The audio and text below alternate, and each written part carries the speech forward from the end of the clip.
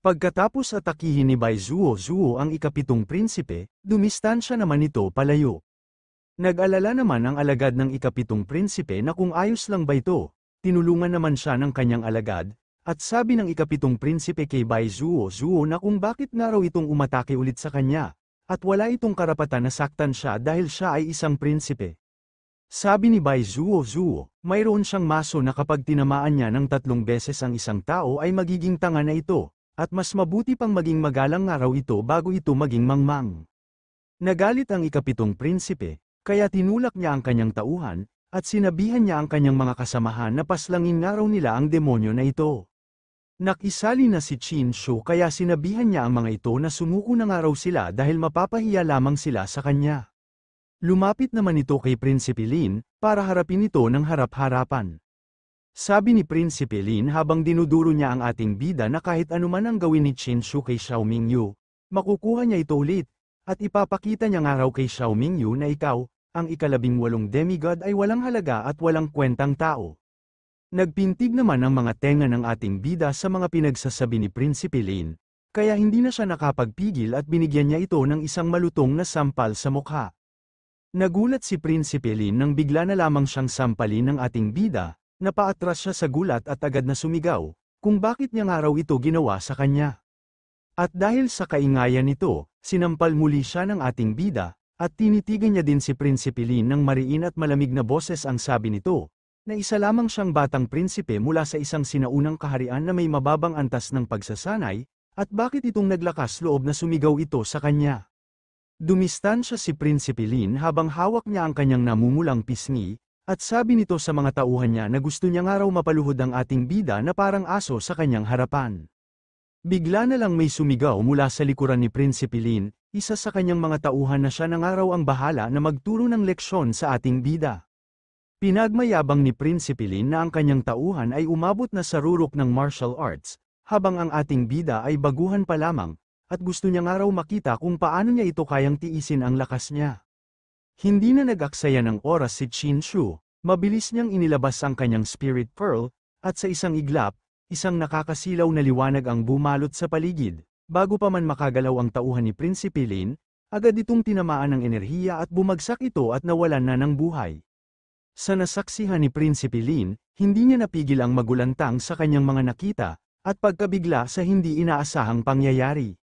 Habang pinoproseso ni Prinsipe Lin ang kanyang nasaksihan, biglang sinampal ni Qin Shu ang pisngi nito, at nagdulot ito ng matinding pagkabigla at hindi maipaliwanag na sakit ang kanyang naramdaman.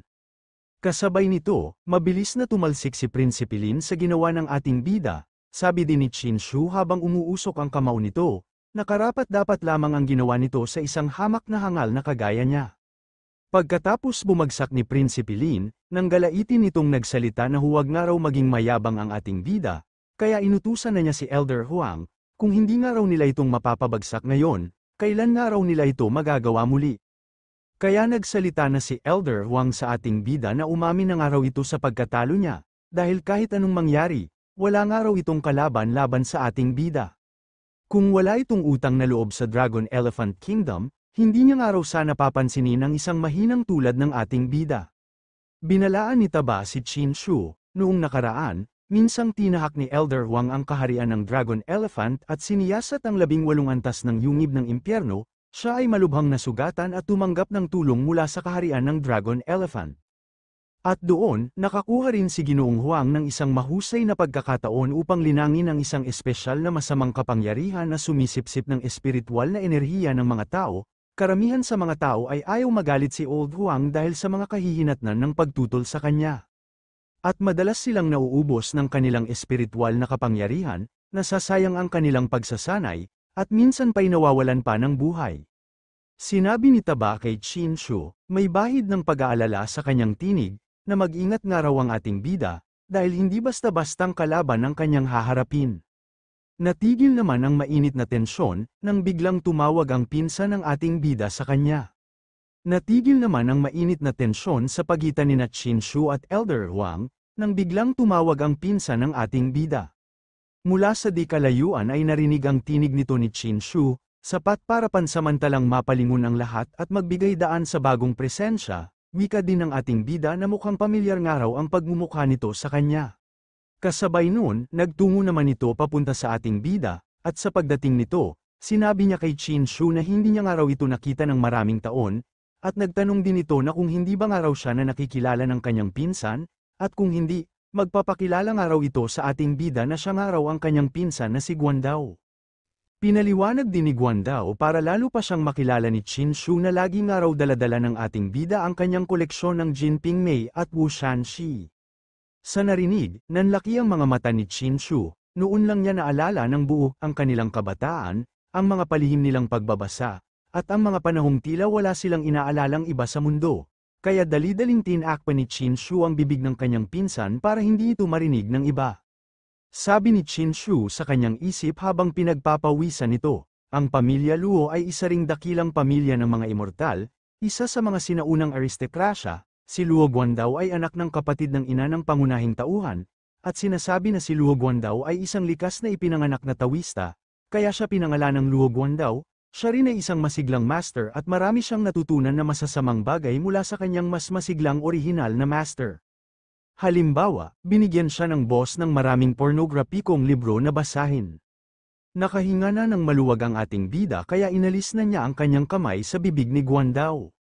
Nagtaka si Guandao na kung bakit nga raw ginagawa ito ni Chin Shu sa kanya. Ngunit bigla na lamang nagsalita ang kapatid ni Guandao, at sabi nito sa ating bida na lumayo nga raw ito sa kanyang kapatid. Nagalit naman si Guandao sa kanyang kapatid dahil si Chin Shu ay pinsan nila. Pinatigil niya naman sa pagsasalita ang kanyang kapatid, at sinabihan niya ito na pumunta na nga raw ito sa kanyang likod, dahil kapag sumama nga raw ito sa ating bida, maliligaw nga raw ang landas nito. Naging malungkot si Guandao, kaya marahang hinawakan ni Chin Shu ang kanyang balikat, tila isang tahimik na pag-unawang hindi na kailangan ng mga salita. Sabi din ni Chin Shu sa kanyang isip, ang taong ito ay si Luo Yun, ang nakababatang kapatid ni Luo Guandao. Sa paglipas ng mga taon, sa ilalim ng impluwensya ng orihinal na may-ari ng kanyang katawan, unti-unting naging tila isang maliit na hari ng demonyo si Luo Guandao, dahil gumagawa ito ng maraming kasamaan at kalapastanganan. Minsan pa, dahil sa impluwensyang yun, ninakaw ni Luo Guandao ang kayamanan ng kanilang pamilya, na 24 na piraso ng jade, at tinangkang ibenta ito, ngunit nadiskubre ito ng pamilya Luo, at mula noon ay mahigpit na ipinagbawal sa kanya ang anumang ugnayan sa ating bida. Ginawa naman ito na pagkakataon ng ikapitong prinsipe at ni Prinsipe Lin upang makalapit at makausap si Luo Yun. Nagtanong naman dito si Luo Yun sa kanila na kung sino nga raw sila. Nagpakilala naman dito ang ikapitong prinsipe na siya nga raw ang ikapitong prinsipe ng Moon Dynasty, at nagpakilala din si Prinsipe Lin na siya nga raw ang prinsipe ng Dragon Elephant Kingdom. Tinatanong din ni Luo Yun na kung may problema ba nga raw sila sa ating bida. Hindi naman nagkaila dito ang ikapitong prinsipe na tama nga raw ang iniisip nito. Kaya tinaas ng ikapitong prinsipe ang kanyang palad para sabihin kay Luo Yun na gayunpaman, para sa kapakanan ni Miss Luo at sa magandang relasyon sa pagitan ng pamilya Luo at ng dinastiyang Buwan, at kung sinabi ni Miss Luo na hayaan na nga raw nila ang ating bida gagawin na raw nila ito sa ikakabuti ng kanilang magandang relasyon. Sa sinabi ng ikapitong prinsipe, kapansin-pansing nagbago ang ekspresyon ni Prinsipe Lin. Napatingin ito sa kanya, halatang hindi inaasahan ang desisyon nito, sandali siyang natahimik, ngunit sa kanyang katahimikan bigla na lamang itong nagalit sa ikapitong prinsipe. Ngunit nagpaliwanag naman dito ang ikapitong prinsipe sa kanya, dahil ang pamilya Luo ay isang sinaunang angkan, kaya hayaan muna nga raw nila ang ating bida, hindi makakatakas si Chin Shu sa kanila, dahil balang araw, mahuhuli din nila ito.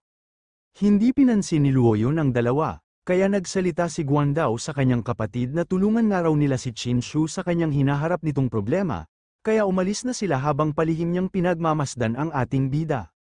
Ngunit sa pagkakita nito, nakita niya si Chin Shu na parang isang inosenteng bata lamang na walang alam, kaya bigla na lamang pag-alit na nagsalita si Luo Yun sa kanyang kapatid, na bakit niya nga raw ipagtatanggol ang ating bida, at ano ang pakialam niya sa buhay o kamatayan nito.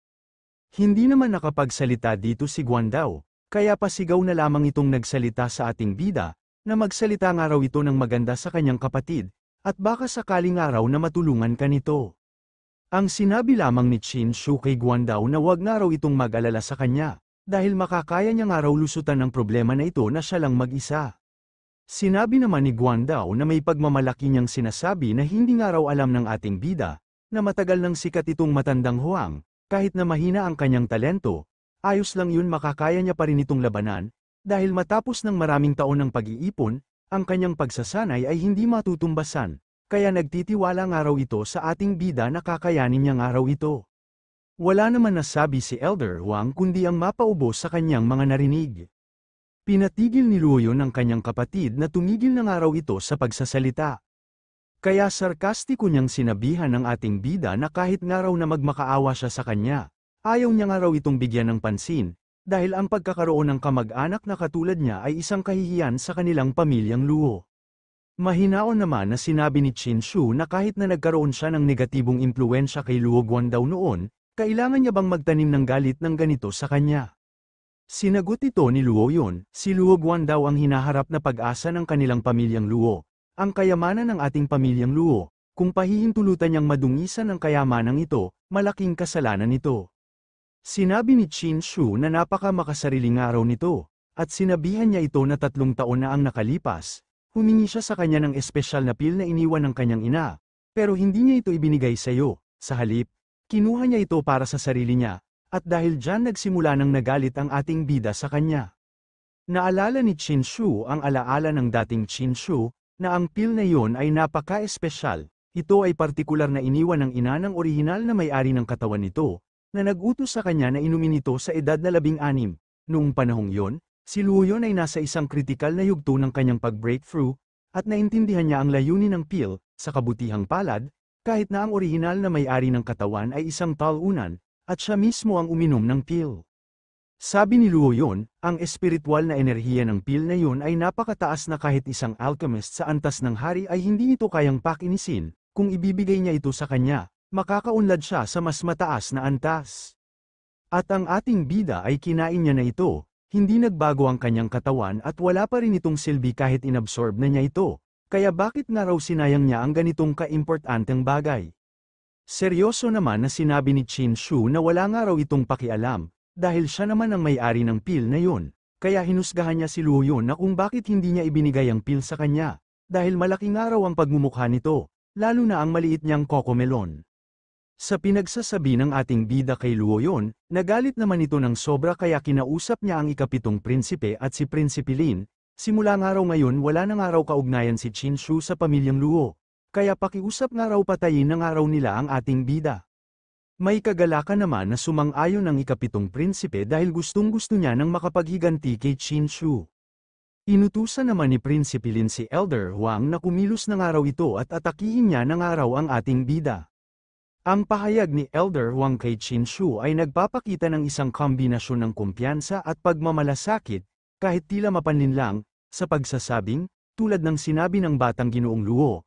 Magkaiba ng labis ang kanilang mga kakayahan, ipinapahiwatig niyang napakalaki ng agwat ng lakas nila ni Qin Shu, na parang walang laban ang bida, kaya't ang mungkahi niyang, isang galaw lang ang gagamitin niya, at kung makakaligtas nga raw ang ating bida, palalayain niya nga raw ito. Humarap naman si Taba, at sinabihan niya si Qin Shu na tumakas na nga raw ito, at siya na nga raw ang bahala sa lahat.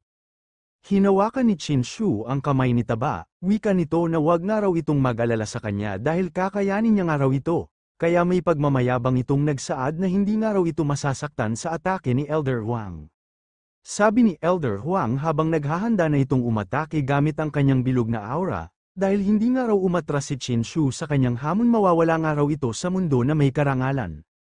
Sa kabilang banda sinabi ni Bai Zuo na ang lakas nga raw ni Elder Huang ay kasing lakas lamang ito ni Qin Shu, habang si Taba ay naniniwala sa ating bida na kakayanin niya ang atake na ito. Mabilis na umatake si Elder Huang, pinalipad ang kanyang bilog na enerhiya patungo sa lokasyon ni Qin Shu. Ang hangin ay dumagundong sa lakas ng kanyang atake, ngunit sa halip na umiwas, inilabas ni Qin Shu ang kanyang Spirit Pearl, isang banal na hiyas na may kapangyarihang sumipsip ng enerhiya. Sa isang iglap, iniutos niya rito na lamunin ang atake ni Elder Huang, kaya kaagad naman itong sinipsip ang atake ni Elder Huang kaya unti-unting nang naglaho ang nakamamatay na enerhiya, na para bang hindi ito kailanman umiral.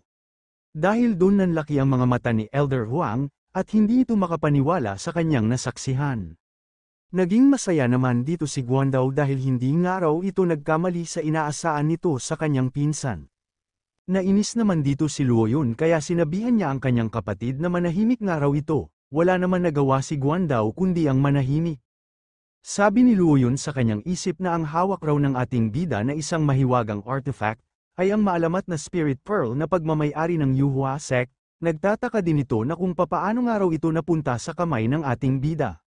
Maya-maya bigla na lamang naglabas ng isang makapangyarihang sandata si Elder Huang habang ito ay nasa kalangitan. Sabi nito sa ating bida sa pagkakataon nga raw na ito, hindi nga raw ito maiiwasan ng ating bida.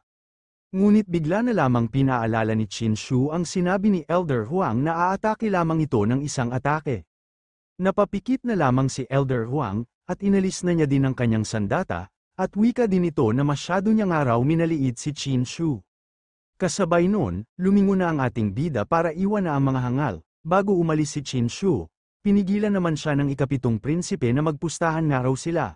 Sarkastiko naman na nagsaad ang ating bida na hindi na nga raw gagana sa kanya ang kahit na anong panloloko nila sa kanya. Nakisali na si Elder Huang para mapapayag si Qin Shu sa kanilang nais, kaya nagmungkahi si Elder Huang, sa pagkakataon nga raw na ito, ang ating bida na nga raw ang aatake ngayon.